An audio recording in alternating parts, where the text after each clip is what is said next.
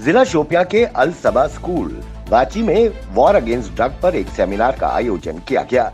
इस आयोजन में बड़ी तादाद में लोगों ने शिरकत की। संगोष्ठी का आयोजन एनजीओ वी अल सबा एजुकेशन इंस्टीट्यूट चौकी के सहयोग से किया गया।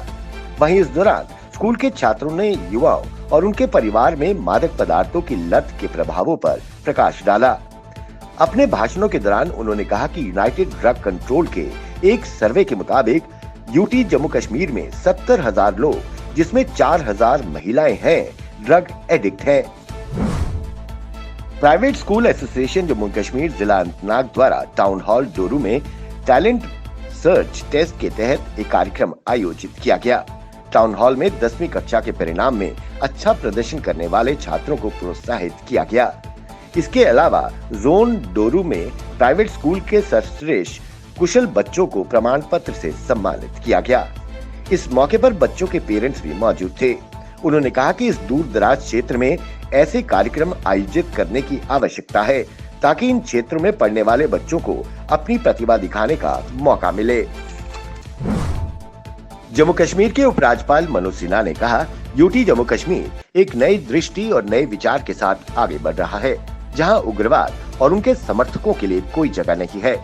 Global strategic police foundation Pune द्वारा डल लेक के किनारे SKICC में शहीद हुए पुलिसकर्मियों और सैनिकों का सम्मान करने के लिए आयोजित कार्यक्रम को संबोधित करते हुए उन्होंने कहा कि इन वीर देश के सपूतों के लिए श्रद्धांजलि देने के लिए मेरे पास शब्द नहीं है, जिन्होंने हंसते हंसते देश के लिए प्राणों की आहुति दे दी। उन्होंने कहा कि यहाँ मैं स्पष्ट कर देना चाहता हूँ कि नए यूटी में उग्रवाद के लिए कोई जगह नहीं, इनके समर्थकों को भी माफ नहीं किया जाएगा।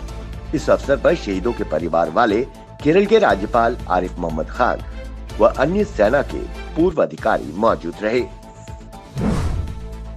केंद्र सरकार द्वारा वेस्ट पाकिस्तानी रिफ्यूजियों के खाते में 5,50,000 की पहली किस्त आने से वेस्ट पाकिस्तानी रिफ्यूजियों ने केंद्र और यूटी सरकार का शुक्रिया अदा किया। रिफ्यूजियों द्वारा अपनी मासिक बैठक के दौरान प्रधान लाबा गांधी को हार पहनाकर, मिठाई खिलाकर, नाच गाकर खुशी का इजहार किया गया।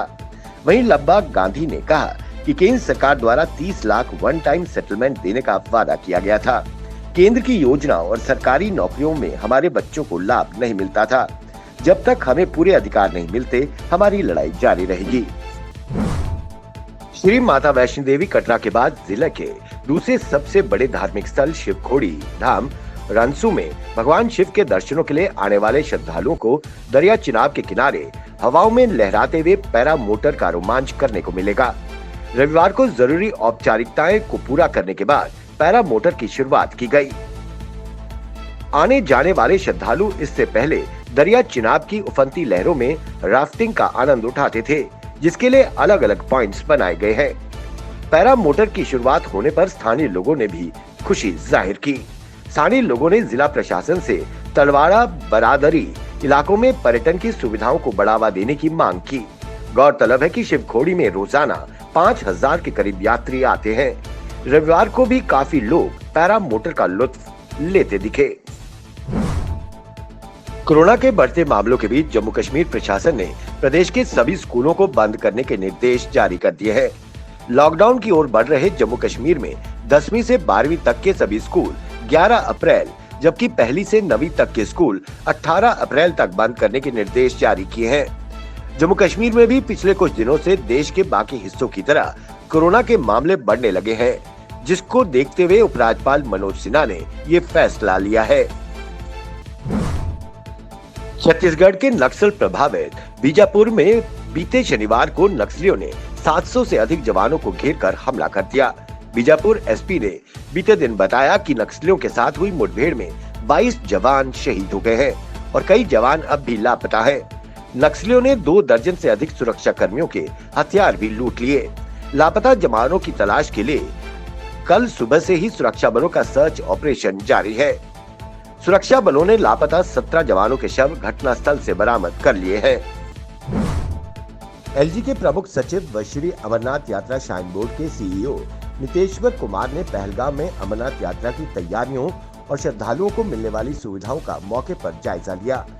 उन्होंने ट्रांजिट व बेस कैंप, हॉल्टिंग स्टेशन तथा यात्रा मार्ग पर मिलने वाली सुविधाओं को पुख्ता करने को कहा। नुलवान बेस कैंप का भी उन्होंने दौरा किया। प्रमुख सचिव ने श्रद्धालुओं को उचित स्वास्थ्य सुविधा प्रदान करने की आवश्यकता पर बल देते हुए उनके लिए क्वारंटीन और आइसोलेशन सेंटर भी बनाने को कहा। इसके साथ ही दुर्गम इलाकों में वेंटिलेटर की व्यवस्था करने के भी निर्देश दिए। यात्रियों की मदद के लिए लगाए जाने वाले सिविल डिफेंस के स्वयं सेवकों को यूनिफॉर्म में रहने की हिदायत दी। कश्मीर में तेजी से बढ़ रहे कोरोना संक्रमण के मामलों को देखते हुए प्रशासन अब लोगों को जागरूक करने के लिए धार्मिक गुरुओं की मदद लेगा। इसके लिए उनके साथ बैठक भी की गई है। वहीं श्रीनगर जिले में स्थानीय युवाओं की सहायता से एक नई पहल हिफाजत शुरू की गई है, जिसमें लोगों को कोरोना से बचाव के लिए उठाए जाने वाले कदमों के बारे में जागरूक किया जाएगा। जम्मू कश्मीर में संक्रमण के आ रहे मामलों में औसतन 80% मामले कश्मीर संभाग से हैं।